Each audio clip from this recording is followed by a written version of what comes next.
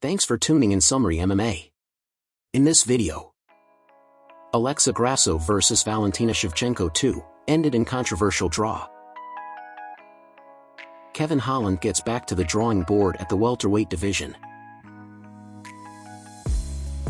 Aljamain Sterling says he deserves a rematch if Israel Adesanya gets an immediate rematch. The Noche UFC event took place last Saturday at T-Mobile Arena in Las Vegas, celebrating Mexican Independence Day, and it was a massive success for the company. In the main event, Mexico's UFC flyweight champion Alexa Grasso defended her belt against former champion Valentina Shevchenko. Unfortunately, their epic war ended with a dramatic result after Bruce Buffer announced the bout as a split draw. Although Grasso didn't get the victory in their main event rematch, she still left as the UFC women's flyweight champion after the judges scored the fight a split draw. One judge scored the fight 47-48 to Grasso, another judge scored 47-48 to Shevchenko, and a third judge scored 47-47, making the fight a split draw. The fight was very close, but the controversy was that this third judge gave a 10-8 scorecard to Grasso for the fifth round, which most people thought it was an absurd to score the round like that. While Grasso definitely stormed back to claim the fifth round, after a slick reversal that nearly locked on a rear naked choke submission, Shevchenko still controlled the first few minutes on the feet before she ended up defending herself on the ground. This judge put forth a scorecard that makes no sense according to the judging criteria. And if that judge had still given the round to Grasso, but a 10-9 instead of a 10-8, Valentina Shevchenko would have two judges giving her 48-47, and she would have captured her flyweight belt back. It was a rare result for a title bout, and consequently, the judge doomed an instant classic title fight to a split draw rather than name a definitive victor, an outcome that neither moves the division forward nor sees either athlete receive the second half of their paycheck. Cormier and Dominick Cruz, who called the fights alongside Jon Anik on Saturday, were equally confounded by the judge's decision to score a 10-8 for Grasso in that fifth round. That wasn't a 10-8. It's just odd. The fight kind of went as we expected. Round 2 to Grasso, I thought she won round 4, but if you don't score it there, you've got Valentina as the champion. It's unfortunate because this fight deserved the winner. These two women laid it all out on the line and they both fought beautifully. A draw, I guess. I don't understand where he gets 10-8. I'm trying not to be too hard on the guy. I think so. I think you have to do it again. Valentina was going to be the champ tonight if not for a very bad fifth round. You have to run it back for a trilogy. It's the best, most marketable, most competitive fight we have in the division right now.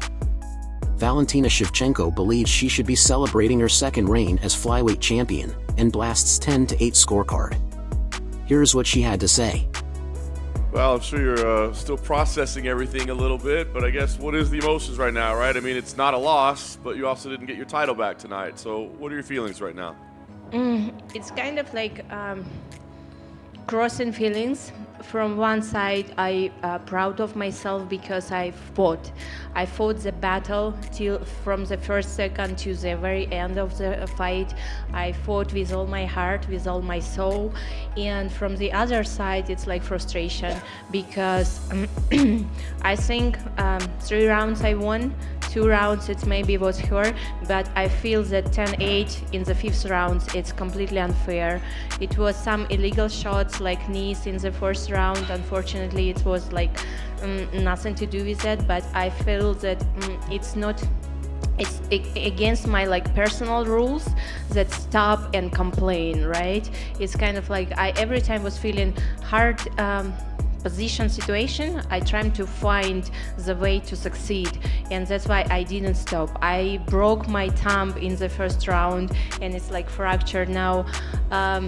I felt it's kind of like affecting my striking, but in the same time I felt if I would stop, it's gonna be very frustrating for the whole fans who was this night because they was waiting this fight, they wanna see the fight, and if I stop in the first round, they say I cannot continue. I felt like it's gonna be again against my own personal rules. That's why I continue fight with my whole heart. I think I did everything to secure the victory, and unfortunately I think because this event, it's like Mexican Independence Day, that's why it's affected the decision of the judge to give 10-8 in the 5th round. And for my experience, 10-8, it's when one fighter completely cannot do nothing. It's like running around, waiting there, looking for escape from the octagon. It's like miserable. But in the 5th round, it was like 4 minutes or how many minutes stand up, and she didn't let one punch. And she only could take the back position on the, like, what it was, last minute and a half, I don't remember now. But even there, it was not damage. It was not too much damage to succeed this 10-8. That's why kind of like I'm saying it's double feeling. One side I'm proud of myself, and one side I frustrated from the judge decision. Alexa Grasso may not have an official win on her record from Noche UFC, but the UFC flyweight champion is confident she won the fight. What do you think? Who won the bout, Grasso or Shevchenko? And do you think the UFC should set a trilogy fight next? After 3 rounds of a back-and-forth action fight, Della Maddalena captured a split decision over Kevin Holland via 2 scores of 29-28, and the third judge scoring 29-28 for Holland. The loss snapped a 2-fight winning streak for Holland, who finished Michael Chiesa and Santiago Ponzinibbio. Trailblazer is now 4-3 since returning to the welterweight division, and the fighter wasted no time to call out his next opponent. On Instagram, Holland called out veteran welterweight Neil Magny, adding the loser of the fight has to get their hair cut. Props to Jack. Good guard, I'd like to go watch it back. I see all talking about poor performance. I really honestly thought I outworked dude, but what the hell do I know? For those that ride with me, how about Neil Magny? Loser cuts their hair. JDM know his fight with Holland won't be in the position to be nominated 2023 Fight of the Year, but the fighter says he did what he needed to do to win and he is happy.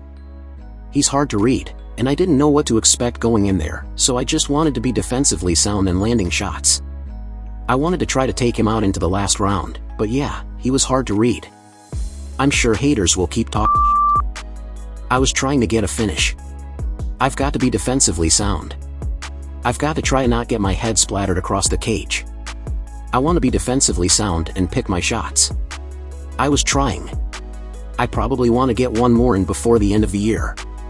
I'll just go back home, make the long journey home, get back into training and try to book the next fight.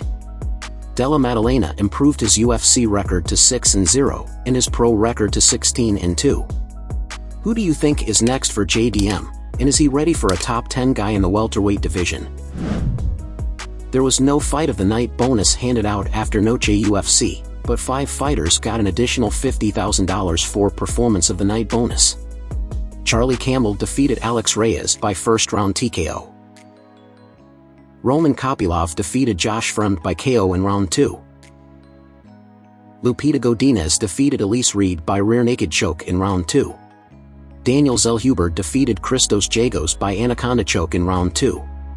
And Raul Rosas Jr. defeated Terrence Mitchell by TKO in round 1. Former UFC bantamweight champion Aljamain Sterling wonders why he's not receiving the same consideration as Israel Adesanya for an immediate rematch after losing his UFC middleweight belt to Sean Strickland. Sterling, who suffered a second-round knockout to Sean O'Malley at UFC 292 last August, called for a rematch afterward, but his request seems to be ignored. Meanwhile, right after their fight, UFC President Dana White wasn't shy to inform that perhaps the promotion would consider giving Adesanya a second chance at Strickland, despite losing a lopsided decision at UFC 293. How did you give him another title shot, and then you tell me I don't deserve it? That's all I'm saying. I'm not knocking Izzy. If they give you the title shot, brother, take that and run. But what I'm saying it, how do you get it and I don't? If the fans, Dana, whoever, if they can justify that to me, I'll be like, alright, I can see your point. But I don't see the point. Despite mentioning a potential rematch after UFC 293, White later stated no decision had been made regarding what's next for Strickland or Adesanya. I don't want the fans to get this misconstrued. I don't want the UFC brass to get this misconstrued. It's a business. It's the entertainment business. It's not the merit business of number one is supposed to fight number two. If it did, we wouldn't even be having this conversation. But that's not the case. This is all about the numbers. Izzy has done what he's done in the past. He's a huge figure. Look at his social media following versus Sean O'Malley's. I just wish there was a little bit more consistency so we knew. What do you think? Does Sterling deserve an immediate rematch against O'Malley? If you like the content, please make sure to like and subscribe so you can get the latest news in UFC and other MMA promotions. Thanks for watching.